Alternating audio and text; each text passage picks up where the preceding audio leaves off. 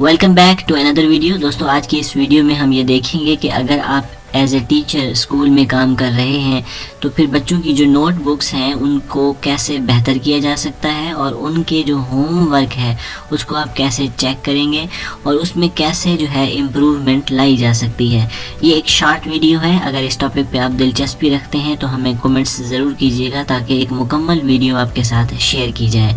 सबसे पहले आपकी जो नोटबुक है, आपका जो रजिस्टर है, आपका जो क्लासरूम का नोट्स हैं, उनके सबसे पहले सफ़े के ऊपर जो स्कूल का नाम है वो मेंशन होना चाहिए। आप चाहें तो मार्केट से इस तरह की चीज़ें बनवा सकते हैं अपने स्कूल के लिए, या फिर चाहें तो स्टिकी नोट पर ये चीज़ मेंशन करके उसे चिपका दें। स्कूल का नाम मेंशन होना चाहिए।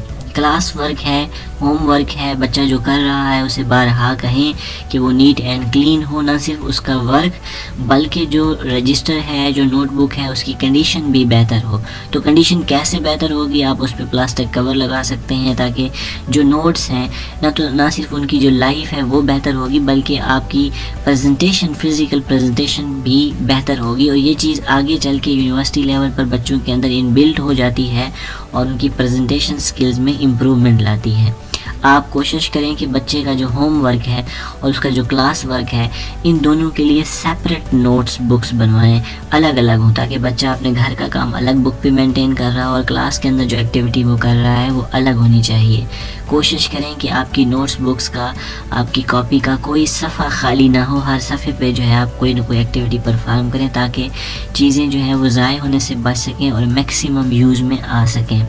कोशिश करें कि आपकी जो नोटबुक है उसके पहले सफ़े के ऊपर बच्चे का नाम, उसकी क्लास का नाम, उसके ग्रेड का नाम, उसका सब्जेक्ट का नाम, सब्जेक्ट टीचर का नाम मेंशन होना चाहिए फर्स्ट पेज पे। आप चाहें तो इसको फैंसी बना सकते हैं, स्ट्रेट वर्ड के अंदर, कैपिटल वर्ड के अंदर ये सारी चीज़ें मेंशन करें। और पहले सफ़े को आप चाहें तो खूबसूरत बना सकते हैं डिफरेंट कलर के ज़रिए, अपने डिफरेंट मार्कर्स के ज़रिए।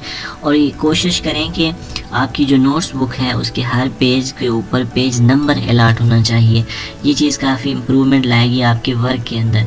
तो दोस्तों ये एक बेसिक वीडियो थी। मैंने जैसे पहले शुरू में आपसे कहा था कि अगर आप इस टॉपिक पे दिलचस्पी रखते हैं तो ऐसे बहुत सारे कीमती आइडियाज़ हैं जो आपको हेल्पफुल साबित हो सकते हैं। प्लीज़ कमेंट्स करके हमें बताएं ताकि एक मुकम्मल वीडियो आपके साथ शेयर की जाए।